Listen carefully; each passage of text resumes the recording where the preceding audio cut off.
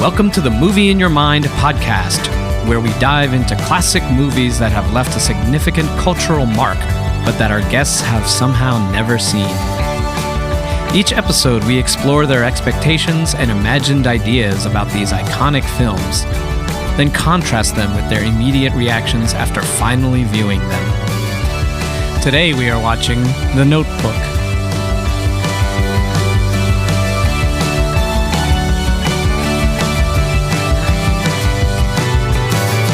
Welcome to the Movie in Your Mind podcast. I'm joined by writer-producer Alex Gradet, and he has never seen The Notebook. It's true. Yeah. I have not. I've been thinking about this all day today, about why haven't I seen The Notebook? I don't think it's like the most preposterous movie never to have seen, but look, I'm a middle-aged gentleman, and I spend a lot of time in reflection and just sort of like, is this thing that I held true 10 years or 15 years ago, is it still true of me now? Right. So I know that if I haven't seen something, there's probably an underlying reason why. And I realize it's because it came out 20 years ago. I was living in New York. I was in my 20s.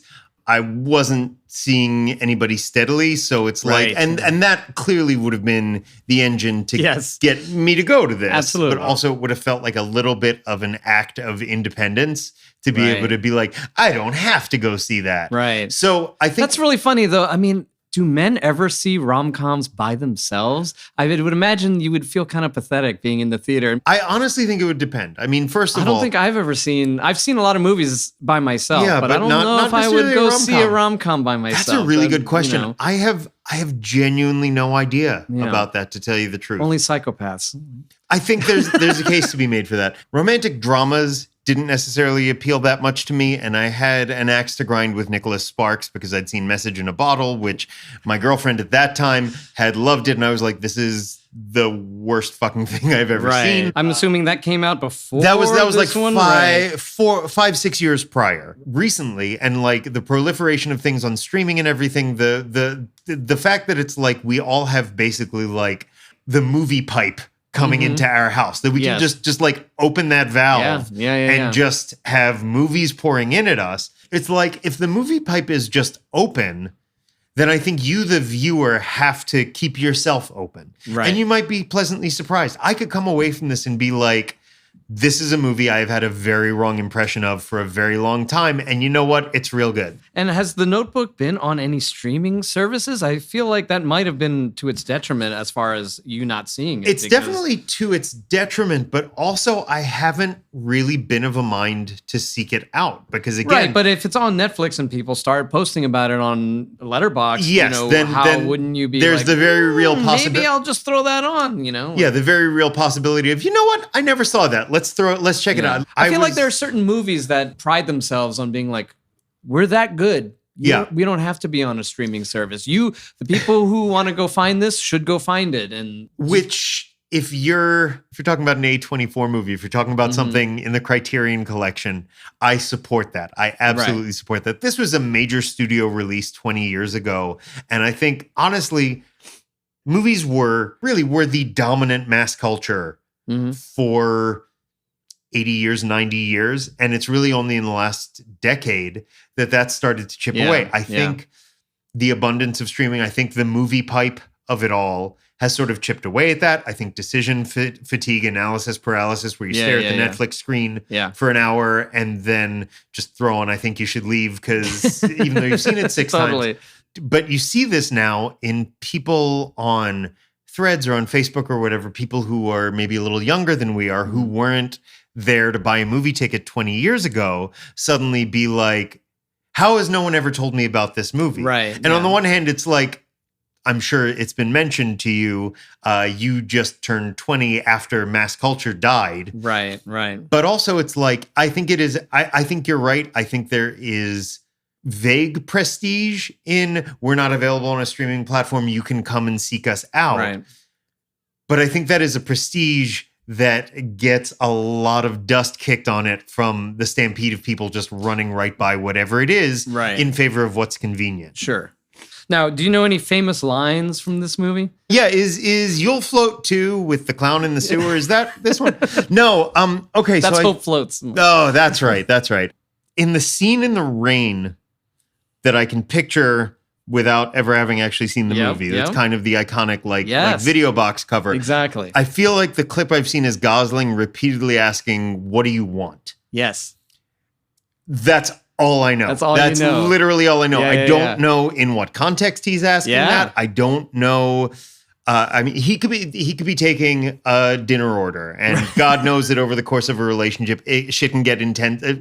Putting a dinner order together can get that intense that you're in the rain and your shirt's unbuttoned to your sternum, and you're just shouting, "What do you want?" at the other person.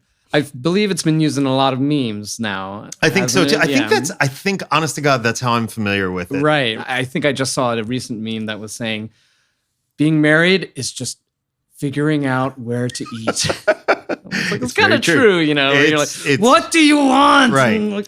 Yeah, I mean, I feel like that is the line that I know. Again, I'm pretty sure he's talking to Rachel McAdams. It feels like a real swing and a miss if he's not. Right. What he's asking her about.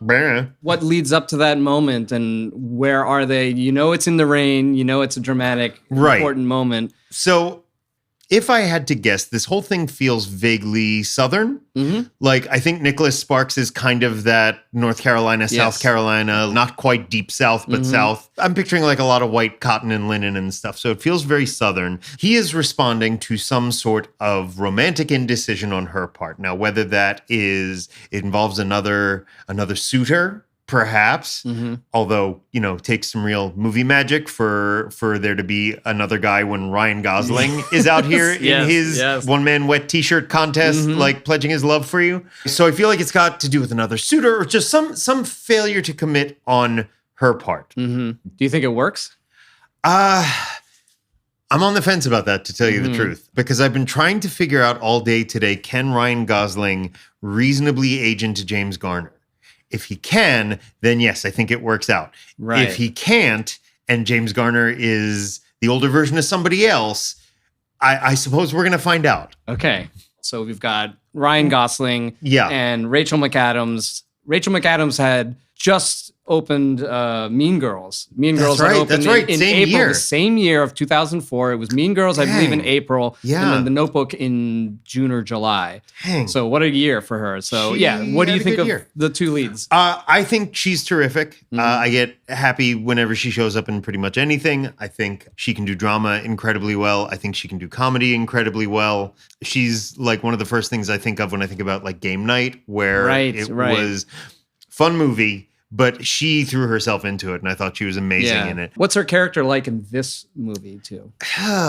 Well, I know she's going to grow into Jenna Rollins, but apart from that, I really could not surmise. I know based on Rachel McAdams in general, in the kind of roles that she tends to take and tends to really excel at, there's usually a bit of a shield with her, and but you get these flashes of what's held in reserve behind there. I think it's something she does very well. She tends to play very personable characters, very agreeable characters.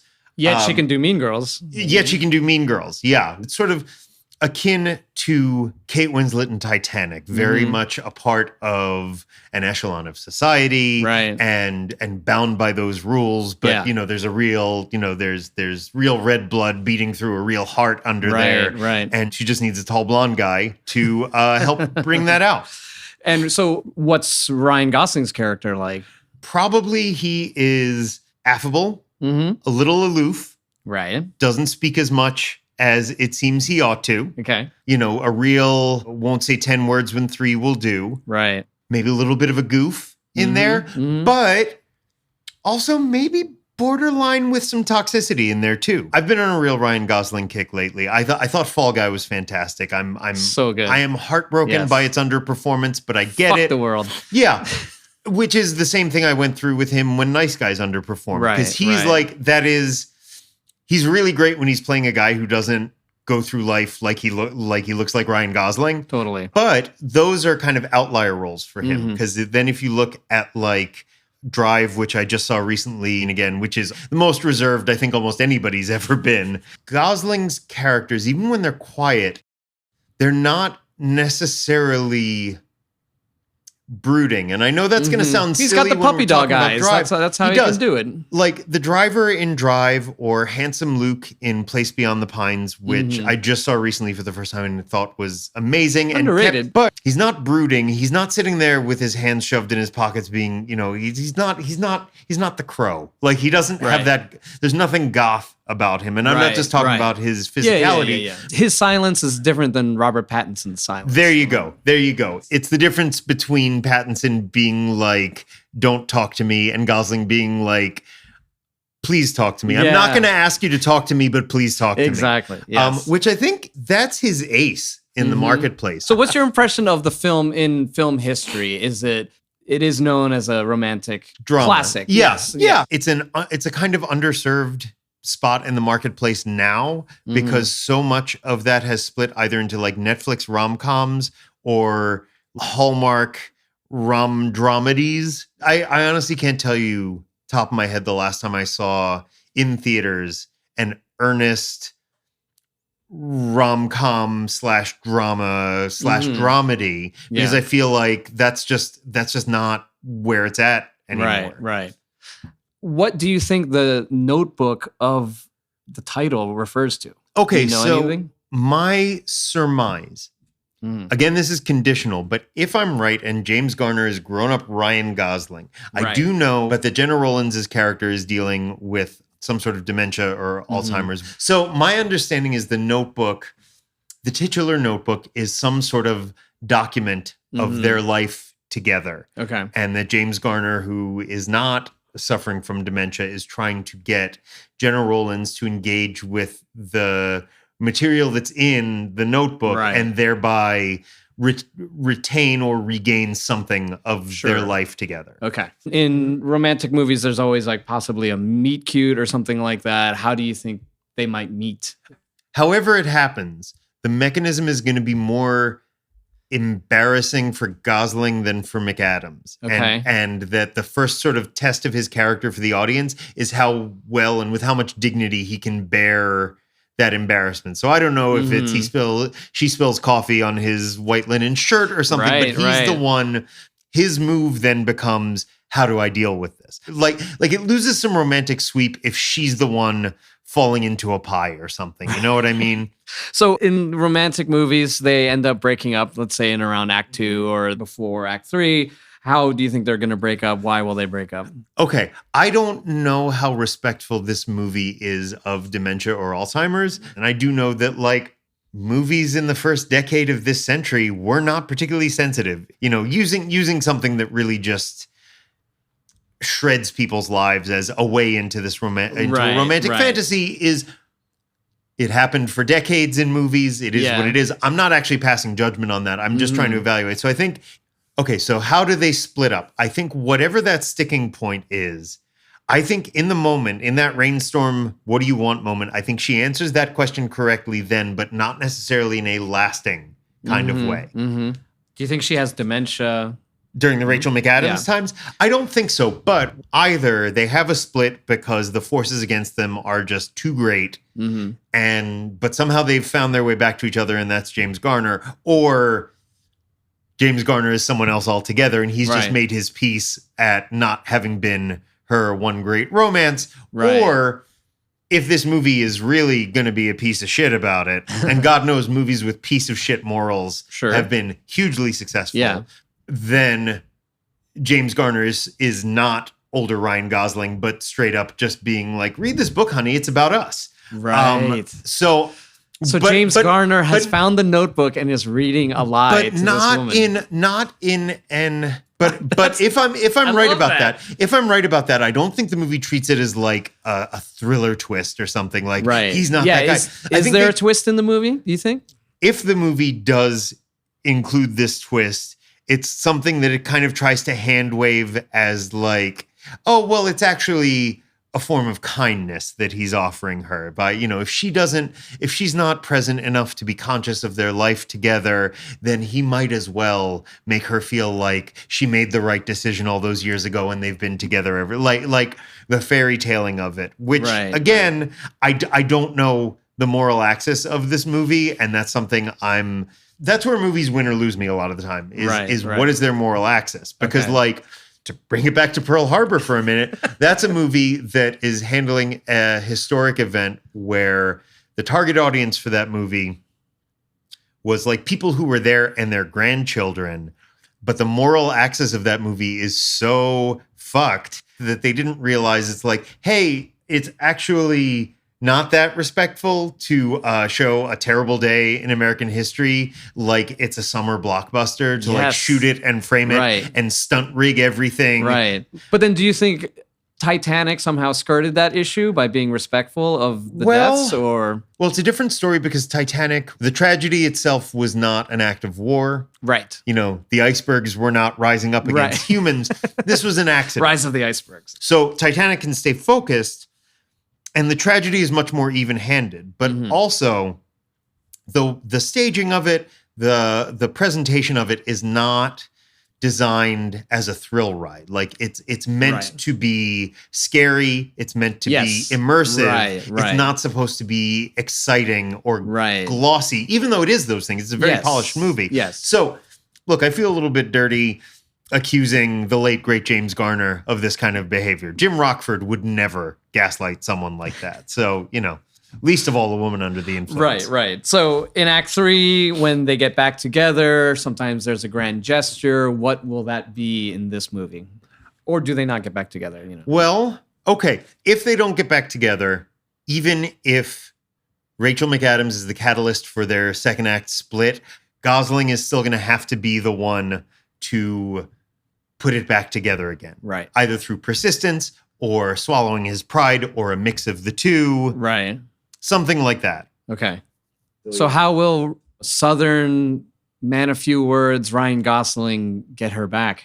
With a callback to something earlier on. Like if they have a throwaway moment about a kind of flower she enjoys or about a book that she's read or something. By the way, I do want to point something out that it's like nothing makes me happier than when a movie surprises me. Right. Why do you think this movie is considered a classic?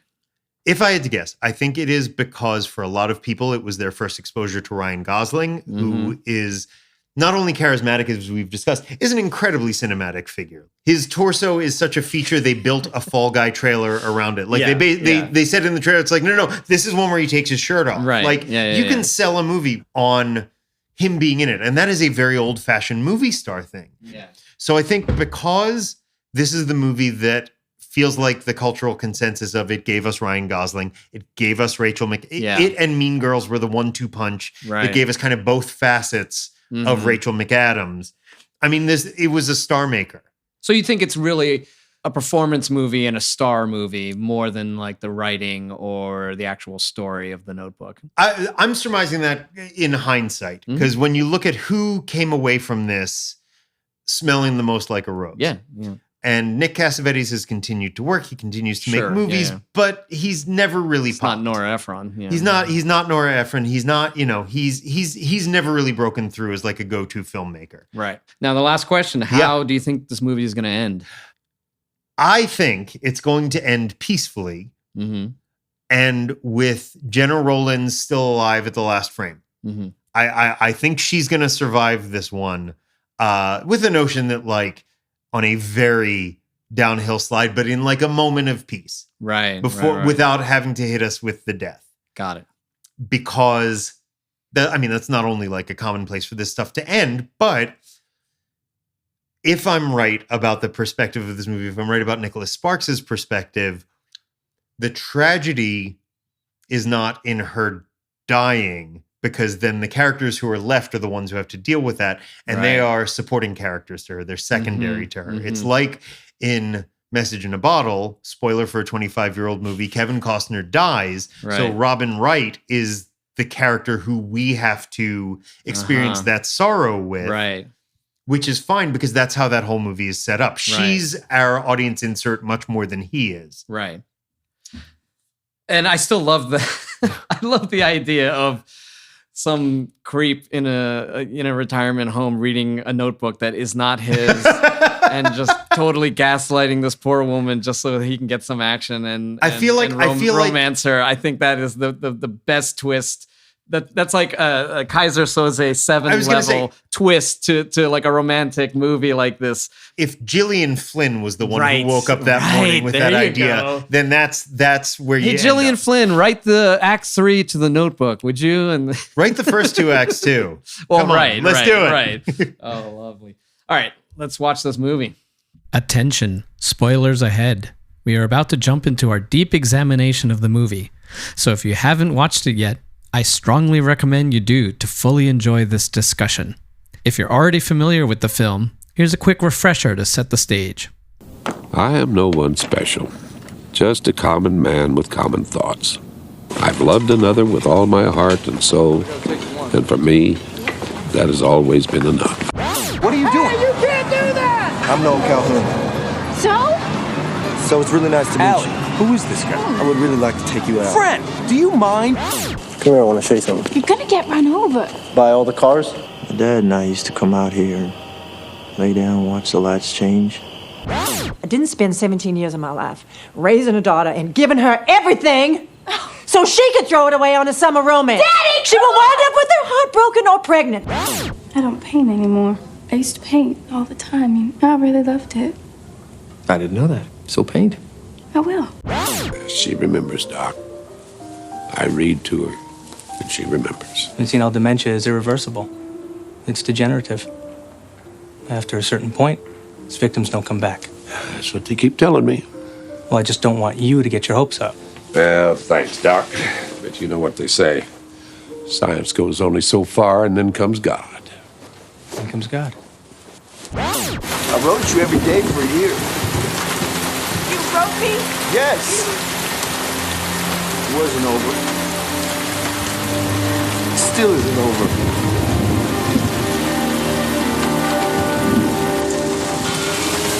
No matter what I do, somebody gets hurt. Would you stop thinking about what everyone wants? Stop thinking about what I want, what he wants, what your parents want. What do you want? What do you want? It's not that simple. What do you want? God damn it. What do you want? I have to go. It's just that when I'm with Noah, I feel like one person, and when I'm with you, I feel like someone totally different. I don't have to convince my fiancée that she should be with me. I need to ask you something. Do you think our love could take us away together? I think our love can do anything we want it to.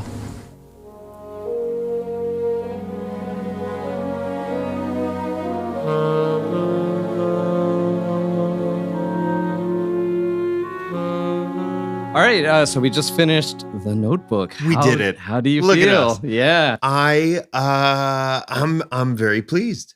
That's a good movie. Not a great one. I feel like for where I was at when I was 27, I think my instincts steered me right for then. Yeah. What do you think you would have thought of it in 2004? It would have been a little bland for my taste. Totally. It still kind of is. This was only a few months after Eternal Sunshine, which I think is one of the great masterpiece. or whatever, one of the great romantic movies of all time. So it's not like I didn't have a head for that at the time, but that movie is anything but bland. Yeah. Yes. I think the sort of all-American qualities of this wouldn't really have appealed to me as much. But now we're 20 years later. They don't shoot movies like this anymore. that's on true. film, Yeah, everybody you see the grain everywhere. like everybody's pupils are like pinpoint lit. Like they just don't make movies like this anymore. So it's not now over color corrected. It's actually, it feels natural. It's sort of there's a lot of thought and care put into the composition, into the way the scenes are directed.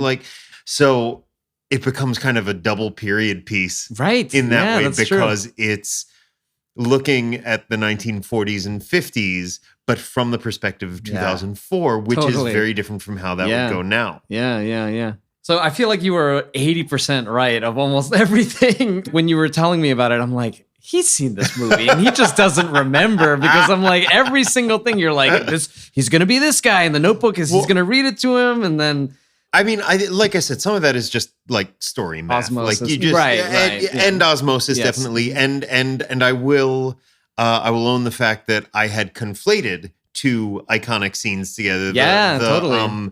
The rain white and shirt in the rain yes. and the what do you want? That's two different scenes. Totally.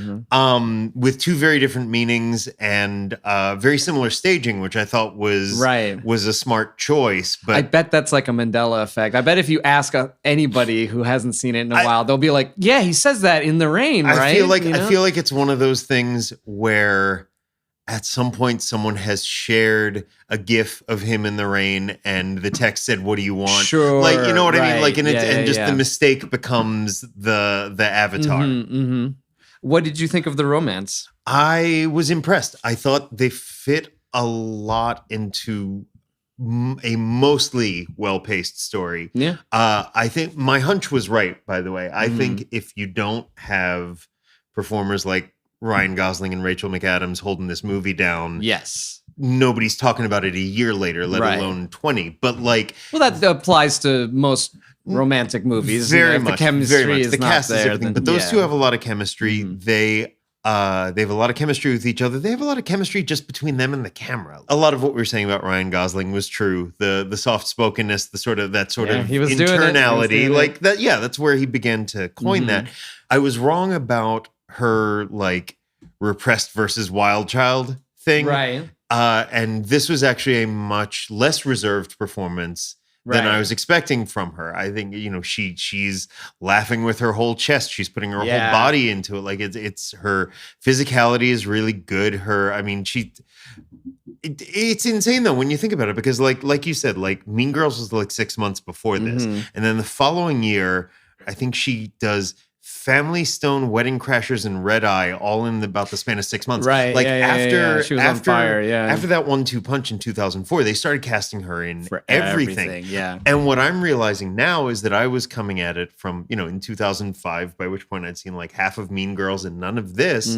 I was like, wow, it just seems like she's everywhere now. And I feel like now I've seen the keystone of why. Yeah, that's really funny. My friend Sebastian had never seen Clueless, and he finally saw Clueless and goes, now I understand Alicia Silverstone. You know, because like he was always like, why is she everywhere? Why is she a big deal? I don't get it. And it's really funny when you miss that first Arrival, movie. Then I feel like with her, I just saw that performance that everybody saw, and they're like, we're going to put her in everything. Yeah. Now. Apparently, Gosling and her did not get along. Really? At first on the movie. Yes, according to Nick Cassavetes, Ryan Gosling wanted her gone and asked for her to be recast. This is all from IMDb trivia, so but I believe he must have done some interview, because I think it was like him specifically recounting how they had some like cast intervention where they were like, all right, let's work it out. What's the problem between you two? And then they worked it out, and then they filmed the movie, and then I think, according to IMDb, they even dated a little bit afterwards. So, obviously, they have chemistry. I felt like that was part of it too. I just couldn't remember it, but he's deliberately not giving a performance where you're like, oh, he's going to grow into James Garner, right? And she is also deliberately. She's not just doing Jenna Rollins, but there are a couple of moments where I'm like, I think Rachel McAdams watched Gloria or Woman Under the Influence, just picked up a couple of very subtle touches to work in there, so that so that they can throw the ball up in the air for Garner and Rollins to just catch it. I would say the only thing that stood out to me was maybe it was partly the Mean Girls thing, but the period thing didn't quite work with her. I feel like sometimes she'd be like, oh, blah, blah, blah. And it had a very contemporary energy to me as opposed to Gosling. I mean, he's more silent, so you're projecting more, but her performance for me was a little bit... No, they both have a little touch of what is now called cell phone face, which is when you can't dependably cast someone in a period piece because you look at them and it's like, oh, they've seen a cell phone. Keanu Reeves being the original. Count Dracula, dude. Timothy Chalamet, is really good in Little Women, but at the same time, it's like you can practically see the outline of an iPhone in his pocket. Sure. Now we were a lot less phone dependent 20 years ago, so it's not there, but that is a phenomenon that's always existed. It's interesting, but with the shaggy hair and the beard, which is supposed to be in the 1950s, and obviously that's supposed to set him apart from her squeaky clean Clark Gable fiance. he has a very like Jeff Bridges in the 70s kind of energy, like which is something that I associate with later, with like 60s, 70s into the 80s. Right. But it's one of those things where I'm sitting there, I'm like, I don't know if that's anachronistic or I'm just making the assumption, because people have just always behaved in that way and had that energy. Totally. I'm sure it was also just to connotate that he's like spending all his time working on the house. Right. But which I get what you're saying, though. I would love to chart, by the way, the rise in prominence and popularity of home repair TV shows relative to the brief montage of him tearing down and renovating the house. I really feel like that happened. Home repair is sexy. And Let's do this. someone a junior executive at TLC or something watched Gosling in an undershirt like rip down a house and do some sanding, and they're like, hang on, there's a way to do this cheaper. What did you think of his risk taking at the beginning? You know, he lays down in traffic, he hangs from the Ferris wheel, which connects to your embarrassment thing because she pulls down his pants. Yes, so that checked that box. But. I had some of the dynamic correct, but I had their character wrong. Right. Because I was still very much thinking of her in that Titanic mold. And Allie in this is meant to be, you know, she is growing up in this she is coming up in this very restrictive environment. But it doesn't take a lot of prodding to get her to, you know, she obviously has a wild streak. So you get things like him hanging from the Ferris wheel and her pantsing him to show that like he's got a spark and she's got a spark. So it's not, it starts on this kind of grander scale than if she had just like spilled a cup of coffee on him or something. Which I appreciate. I do think the danger of it notwithstanding, it is not a good look to dive onto a Ferris wheel car between a girl and her date and threaten to kill yourself until she agrees to go out with you. I feel like that doesn't age well. That has not aged well. Also, her other fiance is basically, you know, in the hospital being like, I'm going to date you. Like kind of guilting her into dating him. He's like, I'm all fucked up. Please date me. Otherwise, I'm not going to get through this. So it's like, I found that to be a little bit odd. And what's funny too is like, that's the kind of part James Marsden got sort of early in his career. He's since then, I'm really relieved to see like he gets to play nicer people. Not that Lon is especially unnice. In fact, I found everybody in this was kind of the mellower version of the I actually the character like there's a caricature version. Exactly. I was shocked that both significant others of the later, you know, post World War II, he was very chill. Like she came to, you know, surprise him at work. Right. And then he's like, you can drop by anytime. And she's like, I want to paint. He's like, so paint. Yeah. And so like he was even more evolved than Ryan Gosling. And Martha is like, completely understanding. He's like, I know this is the one, isn't it? I'd like to meet her instead of like, I'm going to kill that girl. Like everybody was actually way more chill and understanding than they needed to be, which was refreshing.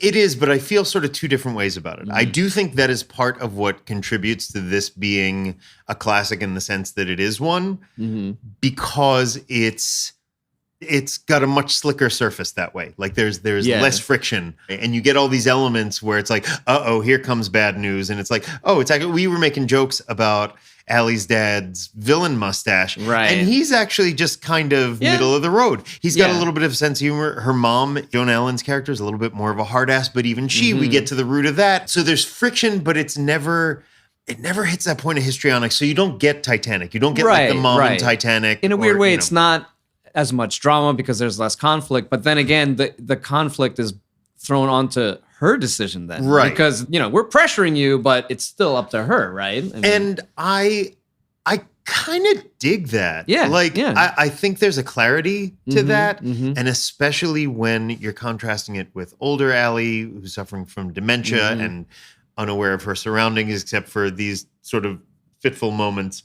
Okay, I didn't love the air quotes miracle of that. Like it's the sort of thing that now. You mean when she regains herself by like it tiptoed into almost not quite glanced almost at faith-based for a minute there. Right. Where it's like, well, it's just me and God. And right, that thing. exactly. Yeah. So you've got the doctor who, by the Mm-hmm. way, thank God, is also not a villain, because there's a version of this where he's just like, You totally think at first, old he's people. like, he's the new guy. And he's just doing his job. Just fine. He's doing his job. Exactly. Like, I can't tell if that's deliberate and refreshing or just kind of undercooked. Right, You know what I mean? right, yeah. But he's sitting there saying, it's like, well, her kind of dementia, there is no coming back from this, there's no coming back from this. And you can chalk that up to he's young, he's an absolutist, that's fine. Right. But it does set the stage for these miracles to happen where their love overcomes her deterioration. Yes. And that, look, I love movies where a guy jumps off of a roof and falls through 3 awnings and gets up and keeps walking. So obviously, I have room in my heart for fantasy, and that's fine. And this movie didn't lay it on that way. It's So just, are you saying you bought it or you didn't buy it? I'm saying I bought it. It was just one of those where my internal censors were like a judge on Law and Order. All right, I'll allow it, but you just watch yourself. Okay, all right, fair enough. Well, because he has that moment where he Totally. says, where James Garner has this moment where he says to the doctor, whatever he says about the like science will get you so far, and then there's God, and it's just like 20 years ago that was a nice, folksy, innocuous statement. And we're in a different place now, and that has to be approached differently. And the movie doesn't exploit that. It just you're sort of like, lets it's it just lie. a sniff of like, I feel like one of the even-handed things the movie does, and again, I don't know how it's handled in the book, is if you want to take that as a spiritual thing, then great. Yeah. Then more power to you.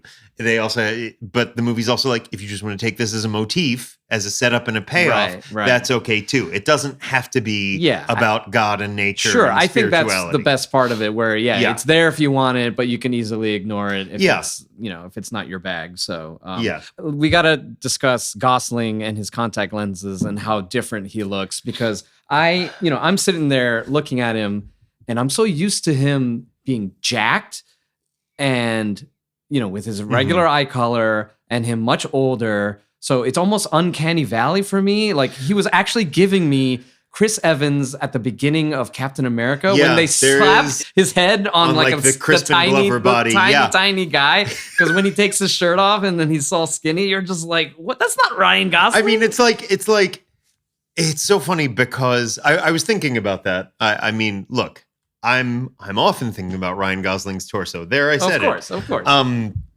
I was sitting there watching it and I'm like, man, in 2004, these couple of like money shots of him taking off his shirt, I was like, they must have set the theater on fire, like Beatles on Ed Sullivan levels of reaction, but only because people didn't know what he was going to look like just a few years later, like when he became a real boy, like when puberty hit. About the contact, which I spotted early on, the things that jump out at me in movies a lot of the time, wigs and contacts, because you are so used to seeing performers' eyes that when their eye color is different, they do so. Good performers obviously do so much with their eyes that it's like when something's different, you notice it. Yeah. And I said to you, okay, well, this settles it. He's obviously James Garner. But I was like, something's different. Like, there's something blunted about his gaze. And I'm like, oh, it's because his eyes are dark. Yeah. And then the funny part was, like, I was mentioning how everybody's got, like, on point eye lighting in this. And it's great. But then I'm watching him in scenes like the actual what do you want scenes. No, because the lighting is so harsh, you can almost see through the contact. The lighting's so harsh and his eyes are so dark. I'm like, he looks like he's fucking rolling right now. like, and his pupils are just like the size of his whole eye. And it's just like, and I'm like, that I need some X to get into the zone, that man. actually gives like a completely different read to the scene, to his repetition of what do you want, like, so funny. But it wasn't, I mean, that was the thing that went away after a while for me. I let it go. He was still able to do a lot. For sure. I think it's also retroactive in a sense that, not many people, in 2004, nobody knew who he was. So it was not a big deal. Now that we've studied his face for so long, now we're like, why does he look more like Ryan Reynolds or just not like him? And it is odd. I will say I even gave it a half second because there are a couple of scenes that felt like felt really truncated, like just got cut to ribbons, like when E from Entourage dies in World War II. And it's just like literally, it's like, well, here we are in this snowy field in France. Oh, there's an explosion. Oh, you're gone. Anyway, picture wrap on E. On Kevin Connolly. What did you think of his obsession with her, like building the house and this whole, selflessness for love? How did that sit with you? It went down smooth in the moment to the point where I actually have to stop and think about this now because it never even occurred to me as a thing to consider. I think apart from that initial incident with the Ferris wheel, he is decidedly non-creep about stuff. Right. It's that Ryan Gosling thing where he catches up to her on the street right at in literally the next scene and asks her out for real. Right. Where it's that whole thing of I felt like as far as the obsessiveness of it and everything, it didn't give creep to me. Especially because the way the story is tailored, she comes back to him. Yeah. And then when she leaves that time, she comes back again. Right. He never goes after her. He never makes he doesn't stalk her. He just sends the letters. Well, he's this he is this sort of, look, he's a lumberyard worker raised by Sam Shepard. That is a character that they're telling you this is a guy who can take one in the teeth. Right. He's just going to carry it in the center of his chest forever. Sure. I do like the fact that by the time we meet up with him as a senior citizen, he's James Garner, who has grown into that very twinkly charm that that Rockford charm that he always had, which is very different from Gosling in this anyway. It is different, yeah. Colt Seavers from The Fall Guy could very easily grow into Jim Rockford, but not Noah. Yeah. And so I like the idea that obviously, and with what I was projecting as our, Gillian Flynn Gone Girl twist not bearing fruit, obviously I was prepared for something potentially more creepy or even just a mishandling, an insensitivity toward her deterioration. Right. Was it respectful in your mind? In execution, it was. When she has her moment of clarity, her big breakthrough moment, and then she snaps back, and then the nurses and doctors have to come in and attend to her because she's in distress. She's totally just spiraling out, but they don't focus the scene on her her attack. It's on his reaction, which I think that felt respectful to me because they're already giving you a look at the truth of what this can be like, of that light switch moment where suddenly she's sundowning. But to give Jenna Rollins the dignity of, even though we know this is what's going on, we don't have to watch her in distress. Watching him have to watch her. That actually felt pretty respectful. That was an above and beyond move. I agree. Yeah. And that's actually, that might have been the wisest filmmaking choice they made in the whole thing.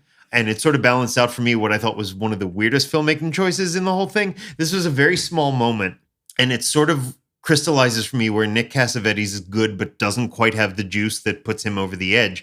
When Allie does come back to Noah, when she physically returns him, I'm talking about Gosling and McAdams, it's this big, he's wrapped in his blanket, and looking every inch the heartbroken man, but he hears her pull up outside and he runs to, his second floor balcony and the music swells and then it cuts to her and it's just this shot of her she's bent over in the car, pulling out a suitcase. And I know they wanted that suitcase shot to give you the sense of she's not just back for a fling, she's here to stay. Right. But in that moment, with that swelling music, you don't want to be looking at her. We have all reached into a car and tried to pull a bag out, and it's so awkward. We're bent double. We're going God damn it. That's such a non-movie moment that it's just it could have been settled if he comes out and she's already standing there next to the car. She's got her two bags out already. Right. And she's in. It could have been a much more. You can't tell me Michael Bay wouldn't have made the hell out of a moment like that. It would have been a low angle dolly in on her. Let's say Steven Spielberg. Maybe he would have made a better. No, but my point is it's better, smarter blocking, just a little bit of a better execution. That just felt a little bit mawkish to me. But it's hard to juggle because it is a movie that while being very shiny and with very pretty people doing very pretty people things, they do try to keep it grounded and their interactions have some unpredictability to them. There's some real good energy. There's a sense of improvisation to it, which I think Nick Cassavetes has. Yeah, it's nice and loose in the sense that his dad would have liked. He learned that from his dad, where he's making this very solid genre studio picture that could very easily have just been just shoot what's on the page, shoot what's on the page, and still found room for this looseness. I think that's a moment where that looseness backfired, you really want that moment to be cinematic. Right. This was meant to be a 4-quadrant movie. And look, there is a proud history of mass appeal heartstring movies being dumb as dirt and poorly made. And this isn't that. No, it's not. I'm actually saying this is, for sure, for the most part, a cut above that. Yeah. What did you think of the rain moment? Did it live up to your expectations? Well, okay. So since obviously I had conflated that with the what do you want moment, I thought the rain scene was going to be a fight. So I was actually surprised when it was just she like goes in to pick a fight. Right. I actually like that he keeps his chill. Yeah. Because that's the thing too, is Noah does occasionally fly off the handle. Yeah. Because there's actually nothing funnier or more alive than watching Ryan Gosling feebly lose his temper. Right. Like it's one of the things he does really well. It's one of his tricks. I mean, Blade Runner 2049 when he's the goddamn when the memory comes back. Him losing his shit is great to watch. But I actually, but the moment that the movie needed, and it's the moment that he gets, is he is clear-eyed. He's like, you are mistaken, and he's like, we will. It's not over. I mean, that is the moment. We will litigate that later. We'll get into our feelings on this. Right now, we're talking facts. This has never been over for me. Sure. I mean, I took you in a canoe to go see some geese that I don't like. I liked the directness of it. And that's a case where they were like, this is a movie moment. This has to be a movie moment. For sure. Yeah. She starts off the dock. She doubles back. You think she's going to you think what she says is going to pick a fight because that's been their history so far. Yeah. And instead he just clear-eyed, straight ahead. Here's where you're mistaken. And here's the bigger point where you're mistaken because this is the one that matters more. It's not a fight. It's an affirmation and off they go. And that part's pretty great. It is iconic. You know, I mean, there's a reason it's on the poster. And, you know, you're just like, yes, fine. And you're waiting for them this whole time to get back together. And it finally happens. And you're just like, oh my God, yes. See, I object to people when they just sort of blanket refute things for being corny or like too movie or whatever. To me, that misses the point. Yeah. I don't like when movies don't do that well. It's the key art. It's the box art. It was the billboard. It's all of it. But it's only that because they knew when they set out to make this project, this right here. Right. If we fuck this up, we don't have a movie. Like legit. And you could really feel that. You could feel this being like the nucleus of the movie. And sort of them at the truest, no bullshit, no defenses, no nothing, just meeting in the middle, finding this moment of harmony. It's a great moment. That scene is 35 seconds long. Right. And it's the most famous thing in the whole movie. Yeah. And it definitely works. For absolutely. Sure. How about the what do you want moment? I liked it. Like I said, I thought it was a nice parallel to the rain moment where they're sort of back on their bullshit, where they work into the fabric, like the early montage of Noah and Allie getting together. They make it clear that it's like these two are constantly, they love each other. They're constantly making out. They're spending all their time together. They are fighting. They are, she slaps him in the face. They shove each other in the middle of Main Street. But it makes it clear. It's like, this is not an abusive relationship. They experience all of these, every emotion together. Yeah. Like, and they're in each moment together. And when they slip out of sync with each other, that's where the friction comes in. That's it's very first love, you know. Yeah. It's messy and it's passionate. And that feels valid enough. You get to the what do you want moment, which is a less histrionic fight than their breakup earlier on. Right. Where he's slapping himself and she's like, but they're older now. They're meant to be, I think, teenagers that first time around. Now it's 10 years later. They're making adult decisions now, but also they are speaking very plainly with each other. Like that fight even starts out with they skate real close to the old kind of baby fighting of like, I hate you. And he says, if you leave, I'll hate you. But they push through that. Yeah. And I admire the fact that he's a good fighter because he can keep his train of thought very well Right. while very upset. Yeah. He articulates very well. He does have that selflessness that each character gets into, which I don't think he's actually truly selfless. I don't think he's actually telling her not to think about him. I think he's just trying to clarify the situation for her. Right. And I think he does a good job of that. And I also think there's a worse way to play that scene, which is that he really is like literally mansplaining the crux of the movie to her. But Rachel McAdams plays every part she plays with like there's always an intelligence in what she's doing. There's always she's upset in this scene because she knows that that's the truth, that she doesn't know what she wants, and she's fighting because she doesn't want that to get unearthed. And he's such a jackhammer with it that he cuts right down to that one point. And when she doesn't have an answer for it, that's where the scene has to end. But again, there's that loosey-goosiness to it, where even though that was very scripted and the beats, the escalation the are fight very feels clear. messy and real. It's but not like just I like it that she opens the door to the car, but she doesn't get in. So he crosses over to it, shuts the door, and sits with his back to it, leans with his back to it. And he's not doing that. It's not a power move. It's not watch what I'm doing. I doubt he's even being that conscious of what he's doing, but he's literally like. But it is a balanced love story. It's not something in the 30s where someone shuts the door and doesn't let her leave. Right. Like, it's you're not going to listen to me. It's or not that he's whatever, not letting her leave. And and if she said, you know what, you have to let me leave right now, he would have stood aside. Like that's the Ryan Gosling fighting style, which is we're going to fight and I'm prepared to lose. Right. And this character definitely bears that out. There's another reason why that's the most quoted, most memed, most cited scene. I did like that James Marsden at a certain point after he learns about the affair. And side note, if anybody's engaged and your fiance says, I want to take a secret vacation by myself a week before your wedding, I think you better check on Ryan Gosling and just make sure that she's not just like it just seems so obvious. Like, where are you? And he's like, down at the War Office, like looking up battalion records, like, he didn't die at Anzio. Right, exactly. Okay. But I do like that Marsden says, I'm not going to try and convince you, you have to decide for yourself. And I thought that was, refreshing again, that like both men are kind of just like, choose, what do you want? And it's not. There's a comedy from the aughts with Michael Showalter. I think he directed it too. It's called The Baxter. It's about the guy in the rom-com who gets left.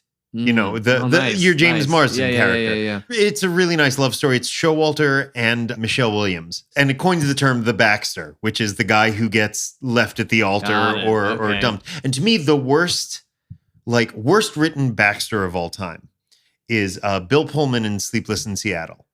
Because he's a little bit of a drip. He has allergies. But his biggest crime in that movie is he's not Tom Hanks. He's actually a very nice person. Right. He treats her very well. And then when she says, I've got to go, he puts up no fight at all. It's not like a go to him. It's just you go on ahead. And you can just tell because Bill Pullman and he's got that kind of hangdog look to him. It's oh, this guy just broke. Like he'll bounce back eventually, but like this is bad. Right. Because he didn't do anything to deserve getting ditched. Interesting. And he just kind of lays down. Right. But so I appreciate that Marsden states his case very clearly. Yeah. He's like, I want to beat the shit out of him, but if I do that, I'm going to lose you. And nice for her. She has these two guys who are like, I'm going to work through whatever it takes because you mean that much to me, which is... They're not laying down. No. They're not laying down, but they're also not, they're not laying down the law. Like they are not. Exactly. And they're not keeping her in a cage. Right. And there's a version of this movie where that's absolutely like he only likes her because she's arm candy. Well, I mean, that's Titanic. That's Titanic, yeah. I like the fact that both men get her to the same place where they're like, I can tell you what I'm feeling. Right. But I can't tell you what to do. And movies so rarely offer this.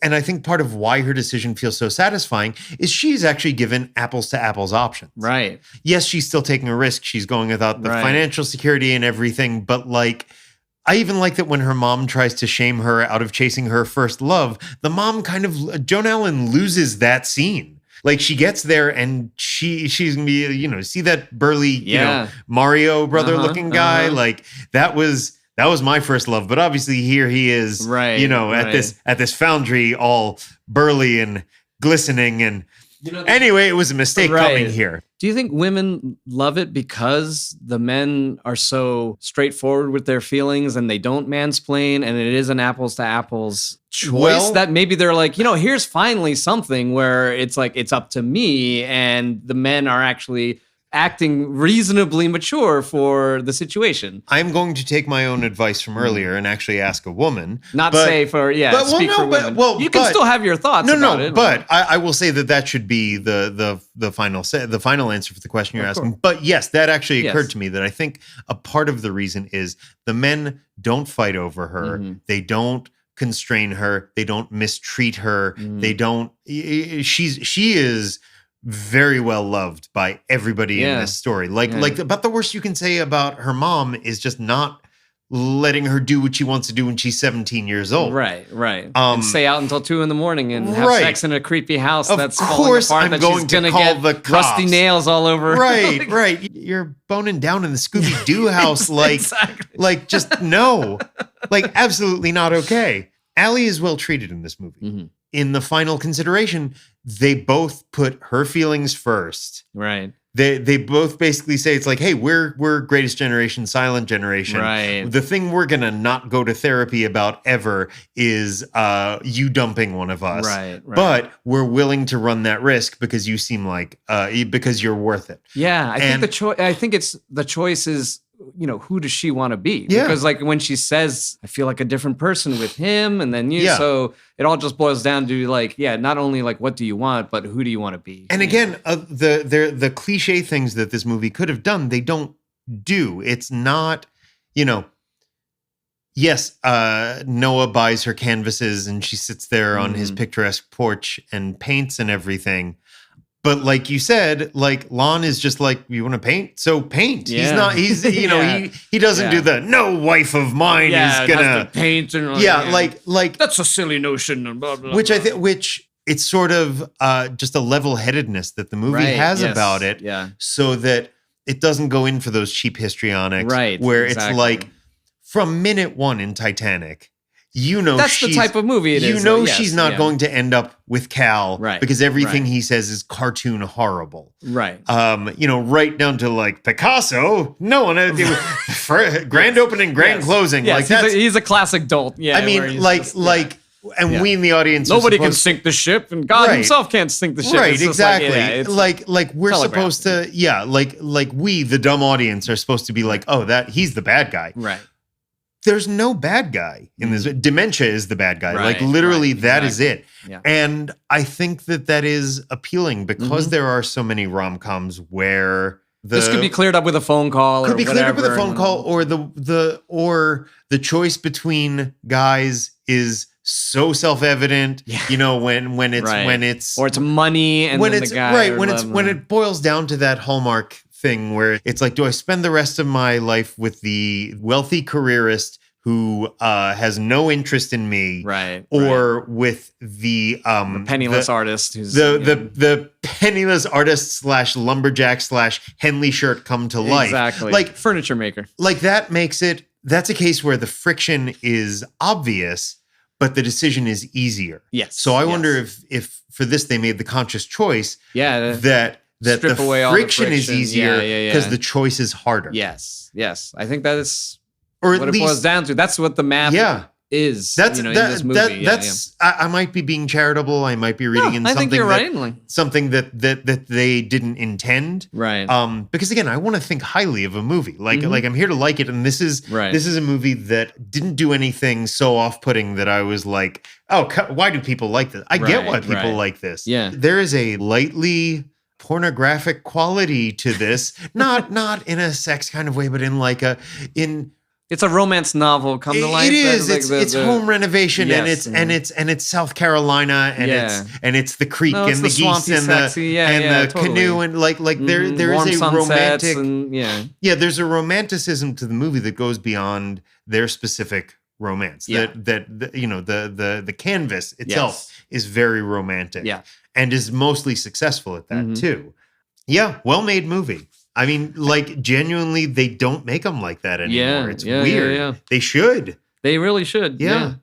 If you were to make that now with Jacob Elordi and Kaylee Spaney or something, like, you could do something like that now. You could take charismatic people and let them play out heightened and romanticized versions of everyday life where there's a mild gimmick to it, the Notebook of it all. Right. But even that is much more soft pedaled than I thought it was going to be. Like, it's the framework. Yeah. And obviously it's like the titular character.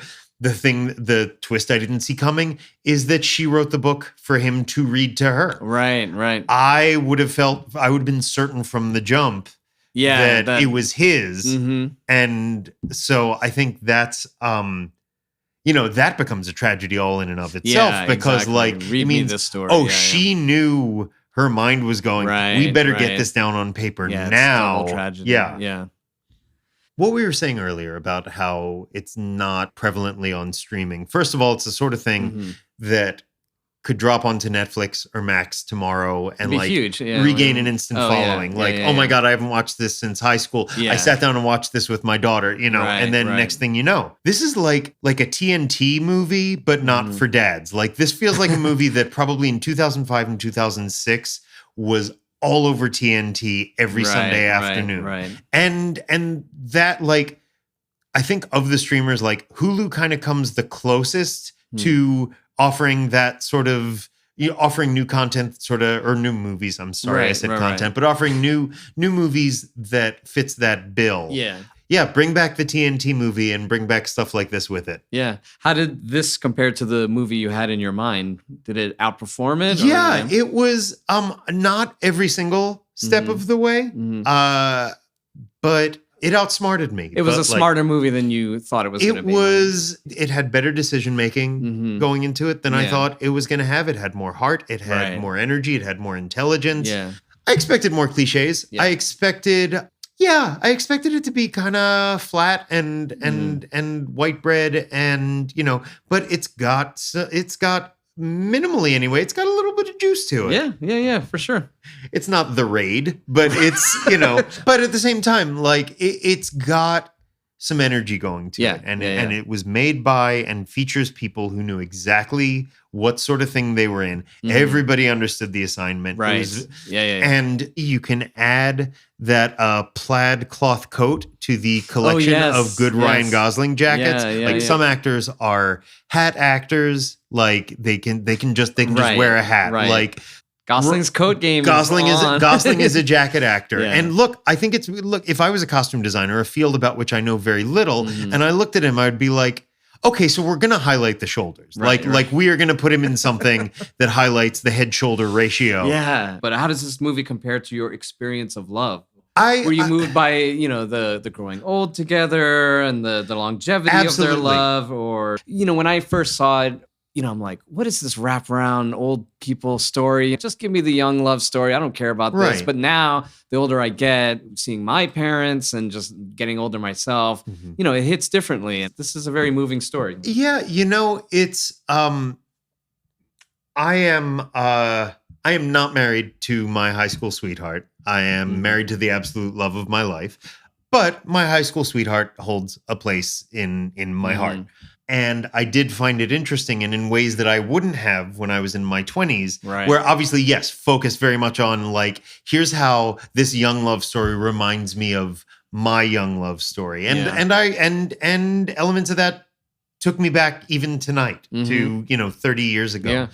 But watching the older love story and you realize the lengths that he's willing to go. First of all, I love any movie where the crux is not that life is short, but that life is long. Right. Like that is a rare POV. It is. And you realize the mileage between when you're shaggy Ryan Gosling and your 3 heart attacks in a year, James Garner, there is so much life in there. Yeah. And that's a perspective that I feel like I have now that I wouldn't have had 20 years ago. And I really love the fact that the end of life stuff does a really good job of helping to enrich the young love stuff. Mhm. We see Noah lose Allie once for many years and then another time for a day that he thinks is going to last forever. Like he thinks she's just gone. And because of the way Garner and Rollins play their scenes together, you really get the sense that this man is not letting her out of his sight until one or both of them is dead. For sure. And I did call it right but wrong where the movie ends. Mhm. It was a moment of peace, but they're both dead. Dead, yes. That skated a little close to that spirituality thing for me a little bit. Right. When it cuts to the I flying mean, birds. that, but also just like the very idea that like we love each other so much. Right. We can will ourselves to die. That we're going to will ourselves to pull a Johnny and June Cash right. Tonight. Like as we're discussing this, like but again, it's like one of my favorite movies is about a kid who's best friends with an alien. So it's like, if I can't make room in my heart, if I can make room in my heart for that, I can make room in my heart for this. Sure. And I feel like it suits the material. Yeah. And it's like by that point, I don't want to watch one of them survive the other. Right? Like there's no. That's what makes it a romance. You know? It's like, oh yes, if only we could come together. You know, because for that if couples can orgasm together, why can't they die together? Yeah. Come on. Like, but also the little death, and then the big death. and it's a little convenient story-wise, but the alternative is he puts a gun in his mouth and pops some pills afterwards. I mean, honestly, that's not going to work. I think the other way to do it. Clip that last scene with the nurse. He gets into bed with her. Yes. They have their couple of lines, and then you see the swans birds over the water, and then it just leave that little note of ambiguity. I get that, and you still know what's happened. Exactly. But you know, it also feels like a weird last half dozen shots to have where the nurse like touches their hands and it's like they're ice cold and she recoils and then she runs out of the room and then we just sort of like crane up for like it doesn't give you. It's a peaceful moment that doesn't play out peacefully enough. I get it. Yes. They needed a little bit more. Again, like you're saying, like it's cinema. They go in the night. A little bit more. They go in the night, and we know that that's what's going to happen. Right, we do not need proof of death. Sure. We don't need. We don't need them coding. We don't need. You know. All right. Thank you for coming. Shall we end it there? Thank you for having me. This was a blast, man. Cool. All right. Thank you. Thank you. Thank you for listening to the Movie in Your Mind podcast. Don't forget to subscribe and leave a review. Follow us on socials, Instagram, Twitter, Threads, and Facebook. Email us at themovieinyourmindpodcast@gmail.com. Theme song track, Odeon, by Tomorrow's Tigers.